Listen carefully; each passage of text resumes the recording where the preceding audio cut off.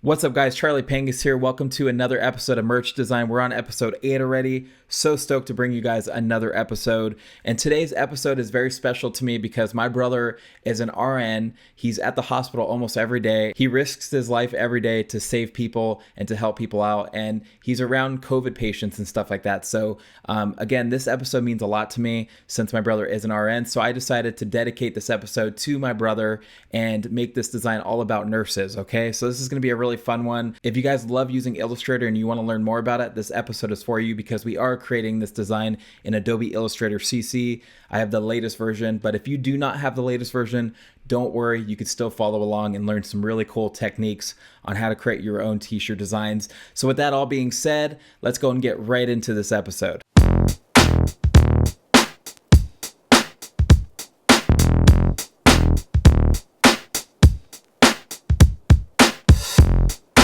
The first thing I'm doing right here is creating a new 5" by 5" document. And then I'm taking my vector asset that I found on freepik.com, spelt with a K, not a C. And I will link that below so you guys can get it if you want to. Now I'm just resizing it on my 5" by 5" document.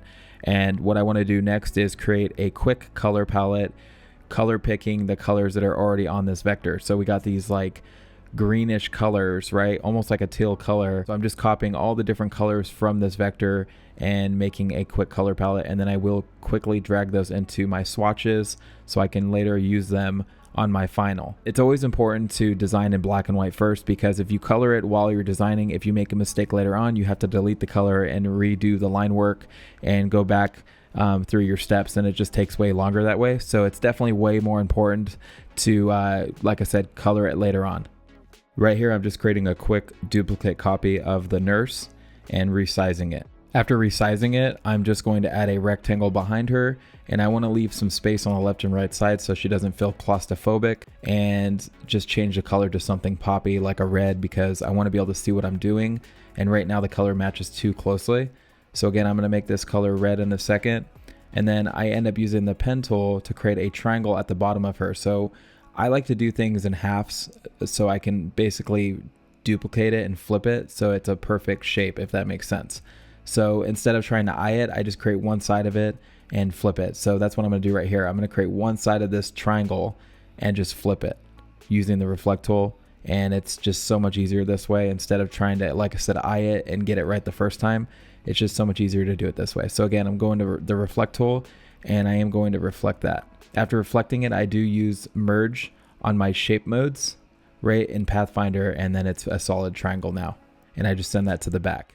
Now I'm using my direct selection tool to select the top anchor points, and I'm holding in shift while selecting each anchor point so I keep both selected. And I'm going to take these little nodes, or whatever you want to call these little anchor points, and I'm just rounding the corners with them. They're these small tiny white dots that appear.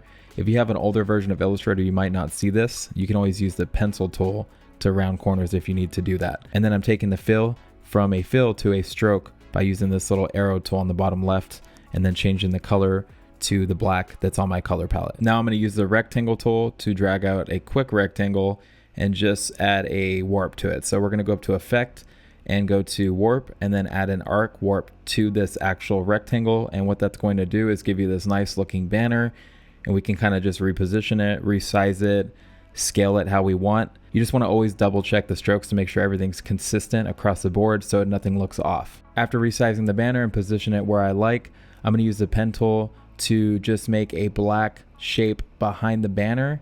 And this is going to make it look like the banner is actually going behind our subject. And you're going to see what I'm saying in a second. At first I did have a stroke on it, but I am going to make it a solid black fill, matching the same tone of black that we have on our color palettes. And then I'm just repositioning it to make it look like it actually belongs on this banner as part of the banner, because if things are off, it just, like I said, you can see it when you print it. So you just want to zoom in really close and make sure all of the edges are matching. So as you can see, I did reflect it right here, and I am realigning it to the banner, and I am making sure it is sent to the back. And as you can see, it looks like it's going behind the nurse now, which looks pretty cool. Or should I say behind the badge shape. Now I'm just doing a quick recolor of the badge and the banner. Now I'm going to create some light rays going behind the nurse. And to do that, I'm going to use an ellipse and the pen tool. So I'm going to just create a line above the ellipse. and we're going to use the ellipse to basically rotate that line around the ellipse. So the ellipse is acting as our rotation device. I don't know what to call it. We're basically just creating this line, like I said. So as you can see, I just made this line. I'm going to make it 5 points thick, just like our design. Again, everything's staying consistent. And as you can see, I use the eyedropper to copy that stroke width. And now what I want to do is select the line, and I'm going to use the rotate tool, holding an option, and I'm going to select the center of the ellipse. And I also want to rotate it 15 degrees, and we're just going to copy it a bunch of times. So I'm doing Command D a bunch of times. And as you can see, we end up with something that looks like this. And we can now delete that center ellipse. We don't need it anymore. And I'm just going to make sure I group all of those rays together, all those lines together. And we're going to go ahead and position it behind our nurse. So I'm positioning it, resizing it, and making it look like it fits in. And I am going to use the direct selection tool to delete certain lines that I don't need. From here, I'm going to clean it up using the scissor tool to cut the lines in half, basically just cutting the parts that I don't want that are peeking out of the badge. We're just cutting those points and then using the direct selection tool to select them and just hit delete. So we're going to end up with something like this, and I do end up missing some at the bottom, so I'm just cleaning those up as well. Again, I'm just cutting the outside parts off, so I end up with something that looks like this. One thing that I forgot to mention is I do need a duplicate copy of my badge, so I'm doing that right now. I'm going to duplicate it and take off the stroke of that duplicate and send it to the way back, so we are left with a stroke copy of the badge, and we are left with a solid fill of the badge. After that's accomplished, we can then add color to the rays, and it's going to be much easier doing it this way.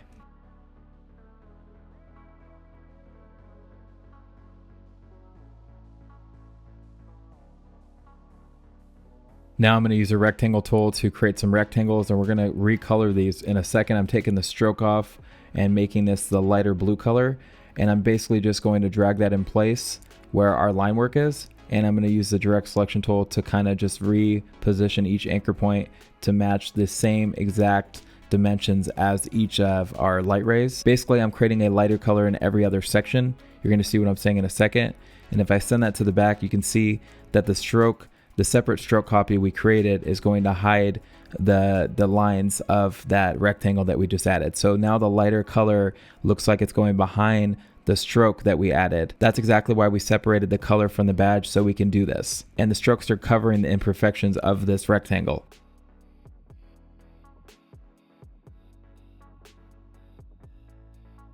Once I'm done adding the colors to those light rays on the left-hand side, I can reflect them to the right side instead of having to do the whole process over again. It just saves so much time.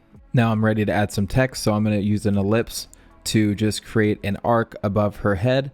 And from here, we're going to use the type on a path tool to type out some text. After we add text, all we have to do is use the anchor points to align it around the text path, and we have some beautiful text above her head. Really simple technique, but very effective, and you can do so much with this. The font that I'm using for this particular design is called SS4, and I actually did purchase this font, so you will have to purchase it if you want to use it.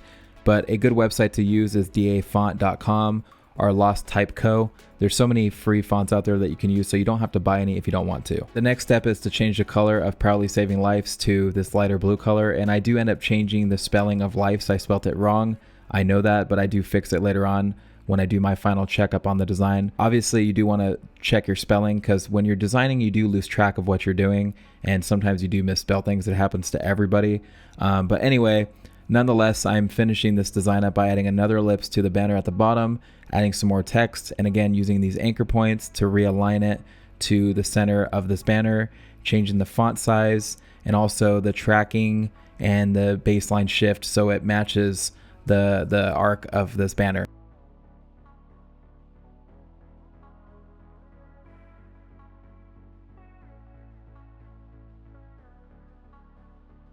I decided to add some heartbeat waves, or whatever you want to call them, to the bottom part of the design. Basically that little triangle that's peeking out under nurse. I didn't like how it was empty. So now I'm adding these little waveforms to the bottom, EKG lines. I don't know what to call them, but you get what I'm saying. We're going to add those to the bottom, and also change the stroke to make it a little thicker, not too thick. It doesn't have to be 5 points thick, because that's a little thick for this small little piece.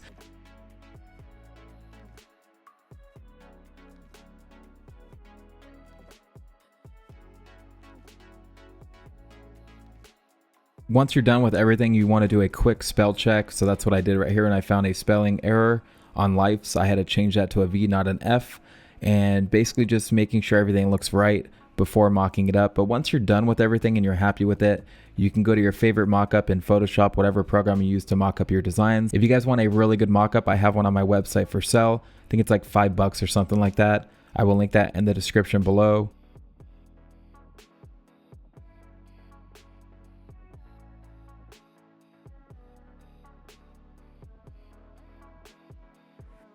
Here's my final design. I hope you guys enjoyed. If you guys learned something new today, consider subscribing and smash that like button. It helps my videos succeed. And also, if you guys have any questions, leave them in the comment section below. And if you guys want any helpful resources, or you guys want to know what gear I use, go to the description of this video. I link everything there. And if you guys want some amazing wholesale blanks to print on, or if you guys just want to buy some blanks to wear, Bella Canvas has you covered. I link them in the description below as well. But that is it for this episode, guys. This is episode 8, done in the books. Keep creating, keep being awesome. Peace.